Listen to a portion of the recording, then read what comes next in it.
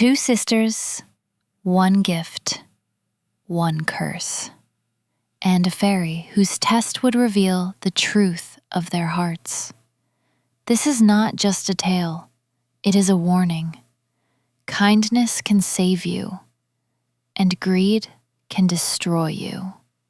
At the far edge of an ancient forest, where the trees whispered secrets to the wind and morning fog drifted like pale ghosts, stood a quiet little village. Among the crooked cottages and narrow dirt paths sat a small home wrapped in ivy, its roof patched with old wooden shingles. Here lived a widow and her two daughters, whose natures were as different as night and dawn. Clarice, the elder daughter, was sharp-tongued, proud, and forever concerned with her appearance. She adored the sound of her own voice and spent hours tying ribbons into her hair, even when their cupboard held little more than stale bread. Their mother doted on her endlessly, praising her spiteful comments, defending her selfish behavior, and insisting that Clarice deserved only the finest things, although the family had nothing fine left to give. Marianne, by contrast, was gentle and kind-hearted, with a softness inherited from her late father. She rose before sunrise to gather herbs, mend clothes, sweep the floors, and fetch water from the distant well. Though her dresses were patched and worn, she carried herself with a quiet grace that made even strangers feel at ease. Her kindness glowed so naturally that even the gardens seemed to bloom more brightly under her touch. But despite the warmth Marianne brought, their home was heavy with tension. The widow's affection leaned entirely toward Clarice, leaving Marianne burdened with endless chores and sharp scolding. One blazing summer afternoon, after discovering the water jug empty, the widow snapped, "Marianne, go to the well beyond the orchard. Take the largest jug and be quick about it." The sun burned fiercely as Marianne walked the dusty mile-long path to the old stone well. By the time she arrived, her arms felt numb, and her dress clung to her with sweat. She filled her jug carefully, then paused to rest, when a trembling voice drifted toward her. "My dear child, might I trouble you for a drink of water?" An old woman stood there, bent with age, her lips cracked from thirst. Without hesitation, Marianne rinsed her jug, filled it again, and offered it with both hands. The woman drank slowly, watching Marianne with eyes that shimmered strangely. "You are kinder than most," she whispered.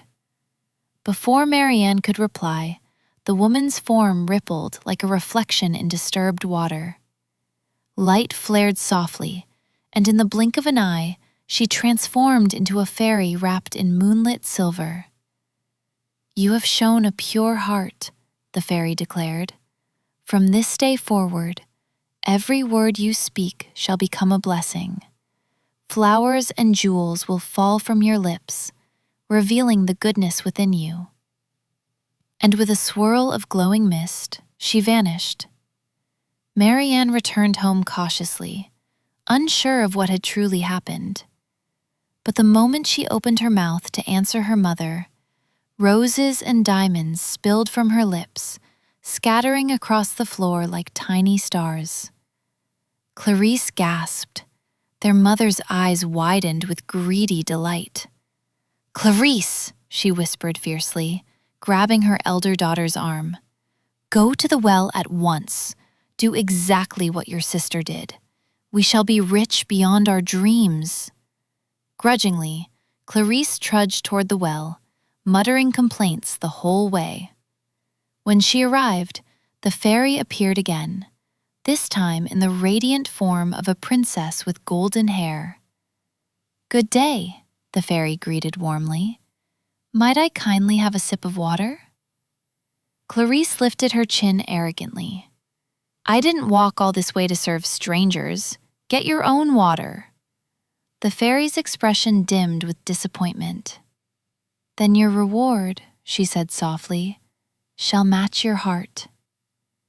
Clarice huffed and stormed away, thinking the encounter ridiculous. Yet when she stepped inside her home and tried to speak, a toad leapt from her mouth, then another.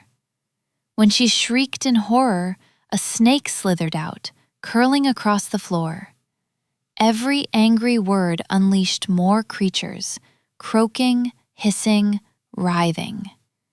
Their mother screamed and fled, then turned on Marianne in desperation and fear. "This is your fault. Leave.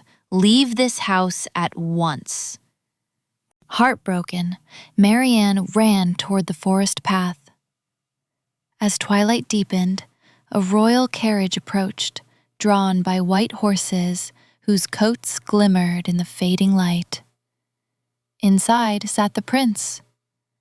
Upon seeing Marianne's tear-stained face, he ordered the carriage to stop. "Young woman," he asked gently, "are you in need of help?" "No trouble, my lord," she whispered. "Only sorrow." Lilies and pearls scattered around her feet. Astonished by the beauty and purity of her gift, the prince invited her into the carriage. He brought her before the king and queen, who were equally amazed when jewels and flowers drifted from her lips as she spoke. The prince, captivated by her kindness, soon declared, "If she will accept me, let her be my bride." And so, Marianne became queen. Under her gentle rule, the kingdom prospered. Fields grew bright with harvest, the poor were fed, and kindness spread like warm sunlight. Back in the village, the widow's greed rotted into loneliness. Clarice, tormented by the creatures spilling endlessly from her mouth, fled into the dark woods, where she vanished from sight. Some say her curses can still be heard in the croaking of frogs near the old well.